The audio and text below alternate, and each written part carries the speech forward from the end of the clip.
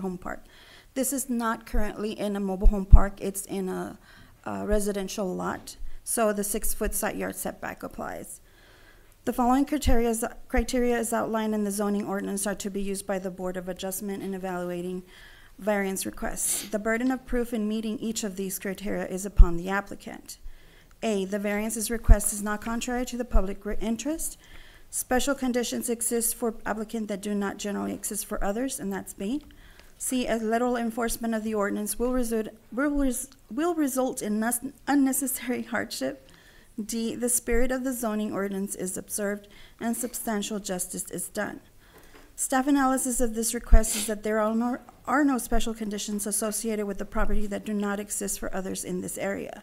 The applicant's request to reduce the front yard setback to 0 feet instead of the required 20 feet and reduce the side yard setback to 0 feet instead of the required 6 feet will create issues related to light, air, and open space. The property is located in an intersection which might hinder visibility and traffic and is in close proximity to a single-family residence towards the south elevation of the property. The attached photos show the garage already under construction. Staff recommends denial of this request for not satisfying the above variance criteria outlined in the zoning ordinance. Alternatively, staff recommends placing the structure or the enclosed garage to the rear yard of the property as indicated in section 14-7-13A Code of Ordinances. It is in an Exhibit C, which would not require a variance, and we can provide Exhibit C. However, should the board choose to approve this request, planning staff would recommend adoption of the following conditions: that no other structures or additions may be placed within the 20-foot front yard setback, and no other structures or additions may be placed within the 6-foot side yard setback. And I'm here for any questions. Sorry, I was trying to get your screen set up. No, you're good. Okay. Do y'all have any questions for zoning? Okay. Let's open this up for public comment and public question. I forget what that's called, but it's public comment, isn't it? Yes. Yes. So let's open this up for public comment. Does anybody have anything they need to say? Do you want to speak on your behalf, sir? Not at the moment. Do you have any questions for the owner? He's present. Does anybody have any questions? I don't have any. Got it. Can I? Yeah. You didn't, did you get any permits for the building? You didn't do any of that? I did not. I'm sorry. Sure. Good morning. My name Morning. is Jose Navidad. I did not. I had a gentleman that was recommended to me to install a fence in the property. And I decided I wanted to build a garage. I just started in the trucking industry. So I needed a place to store my trucks, my equipment, my tools. So I went with his recommendation. Gotcha. And we started building it, and it got shut down, obviously. So Yes, sir. the mobile home that's stationed there is located. The front side is facing Pearl Street. So in our minds, we figured that it would be okay to build it what we thought was the back side of the lot, but it's actually the front. Yeah. Thanks. Thank you. All right, well, if nobody else has any comments on that, let's close the public hearing. Do want to ask a question real quick. You said that we did have notices that there were protests on that, and Yes, can we detail out who that came from and? Yes.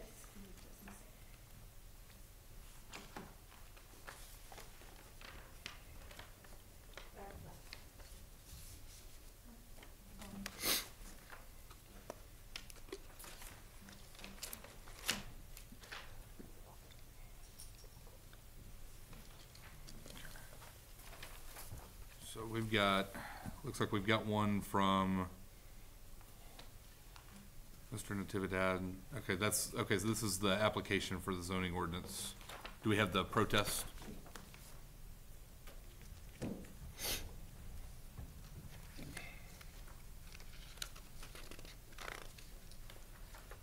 Oh, these right here.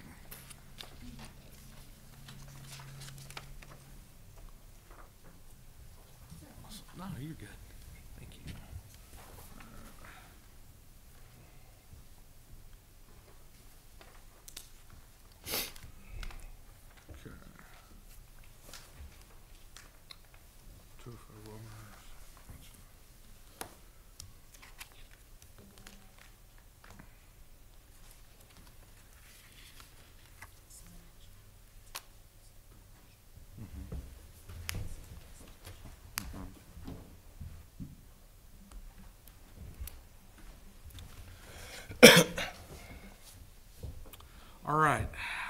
right, so looked at both of those, nothing really sticks out. We've got a property value and a bringing down value of the neighborhood are the two reasons for protest on both of those. Just curious as to see what their comments were. I want to open that up for discussion amongst our board up here. What are y'all's thoughts on this one? I think, to me, it would create somewhat of a safety issue, especially the neighborhood to the south. An enclosed structure that close to, the zero setback, I think you're creating a blind spot for that person when they back out of their drive. Mm-hmm. So, just on that alone. We dealt with that on one couple of months ago too, where the 0-foot setback was a hindrance, especially on the corner, and being that it's a corner lot and right at an intersection, that's definitely an issue. I would agree with that too. I've got a problem with the setbacks of 0 foot on both. Yeah. That's really tough. Number one, your watershed coming off the top of the structure is going to impede on your neighbor's property as well. That can create other issues for a neighbor. That can tend to be a problem as well as the 0-foot setback from traffic. I really don't like where this is placed at. Request to reduce the front yard setback to 0 feet instead of the Great required spot. 20 feet. Another comment that I have, excuse me, is it correct that it's gonna be used for commercial?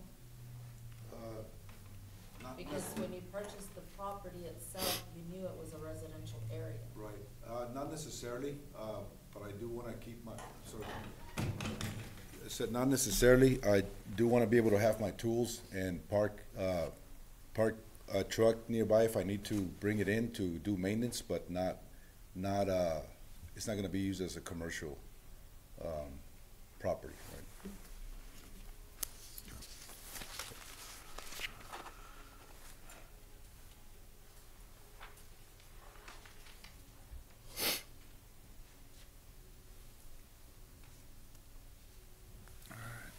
Anybody else have any comments?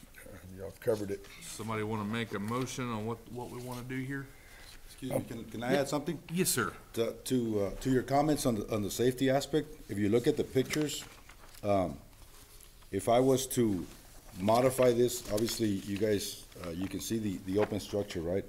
If I'm allowed to close the first section, which is about 18, 19 feet, and leave this one with just the covered on top and this open, would that be something that would be useful?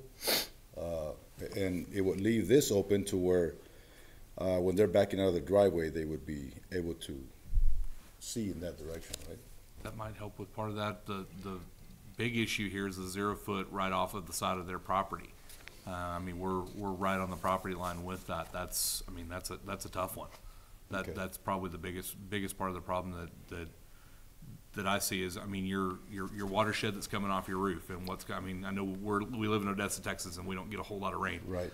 But when we do get rain and when it does go, you could create a liability for your neighbor as well, that comes back, that comes back onto zoning as well. So there's a reason for that setback that's required, is really, a big part of that is really for your watershed. Even with gutters?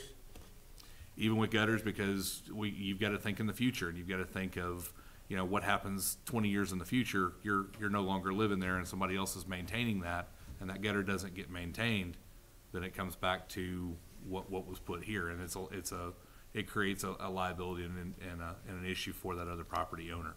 I got you. So, we had you said you had an exhibit C that you could put up? Well, it's an exhibit is a request. It's a zoning ordinance. It's an exhibit that indicates where he can go ahead and place this garage without having to obtain a variance. Exhibit 14-7-13A Code of Ordinances, it just indicates that he can place it at the rear of the property. So there is room to put that size structure and put what he's wanting to put there without even requesting a variance then? Probably not the same size, but there is room for him to put a structure there. Okay, how big of a structure could he put? I didn't measure the rear of the property. It could be a garage, or it could be an accessory building, a storage. I'm not sure, let me see. There's electrical lines coming off that side, that's why I chose not to do it. You see that bottom picture? You see that post there off the corner lot and the electrical lines coming down into, Okay. the end of the, property there, the house.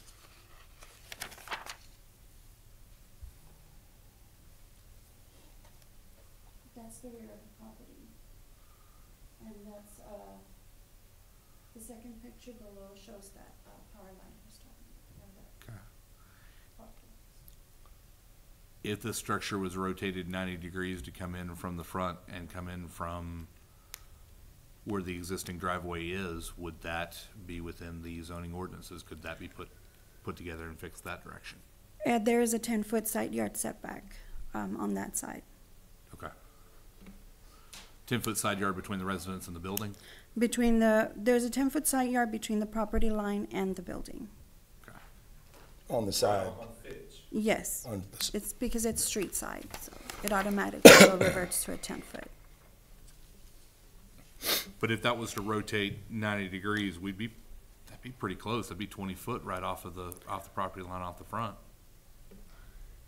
If he has room, if he were to place it or leave the 20 feet unobstructed, he might be able to place it. However, garages are not allowed on the front yard.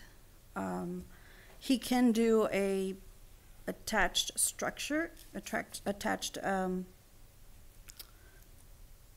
an addition. Okay.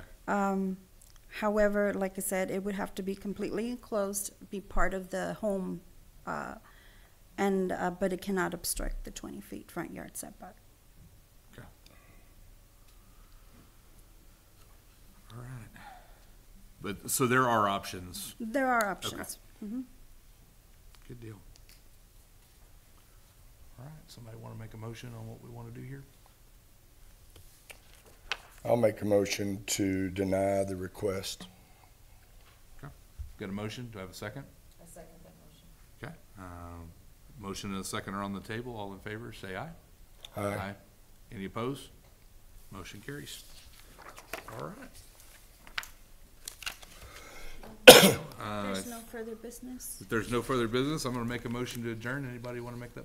I'll make the motion. Somebody wanna second it? I'll second it. All right, got a motion and a second. All in favor? Aye. All right, meeting's adjourned. Thank you. Thank Thank you, you. folks.